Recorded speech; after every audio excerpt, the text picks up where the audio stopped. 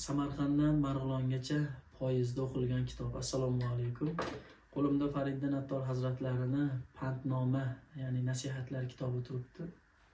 Samarqanddan yo'lga chiqayotib olgan edim bu kitobni. Yo'l-yo'lakay o'qib kelaman deb.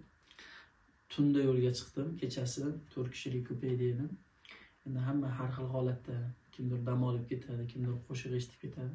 Bir amallab o'qidim. Hozir mana o'zimizda kechki 12 uyga kelib tugatdim.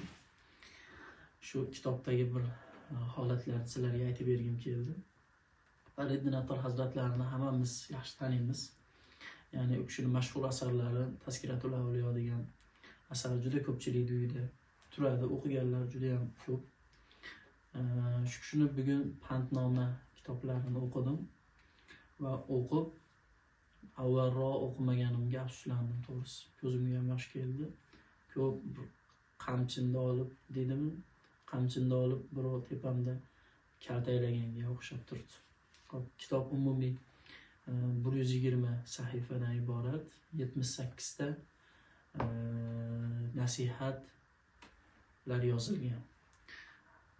Ota-onalar farzandlariga o'qib berishi kerak bo'lgan kitoblardan bittasi. Bu Nasim Kutub tomonidan nashr qilinibdi. Tarjima Muhiddin Muhammad Amin hazratlari ekanlar. Ulardan yaratgan rozi bo'lsin. Juda ham chiroyli holatda yozib kitob hollariga taqdim qilishibdi. Endi buning ichida narsalarni o'qib beraylik desak, alohida diniy qo'mitadan ruxsat olish kerak. Chunki diniy material hisoblanadi. Lekin juda axloqiy qoidalarni juda chiroyli qilib yoritibdilar. Shuning ichidagi bir 20-chi nasihatni aytib bermoqchiman. Ya'ni ahmoqning belgilari. Ahmoqlikning 4 belgisi mavjud. Doimo ogoh bo'l.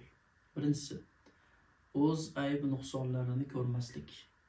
Ikkinchisi, o'zgalar aybini qidirish. Uchinchisi, qalbida baxillik urug'ini ekish. To'rtinchisi, saxovatni boshqalardan kutish.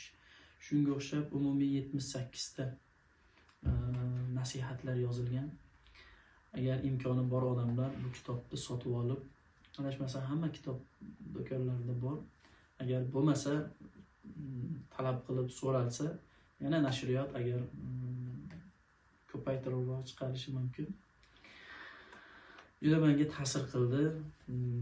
Bo'sh vaqtimda odatda bir marta o'qigan kitobimni ikkinchi marta o'qimayman. Yod bo'lib qoladi ko'pincha zarur ma'lumotlar. Juda ham kamdan kam kitoblarni ikkinchi marta o'qishlikni o'zim xohlayman. Ular juda sanoqli.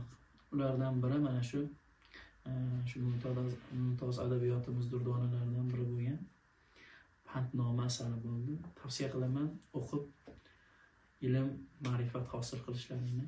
Zero ilm nurdir, ilmsizlik zulmatdir. Assalomu alaykum.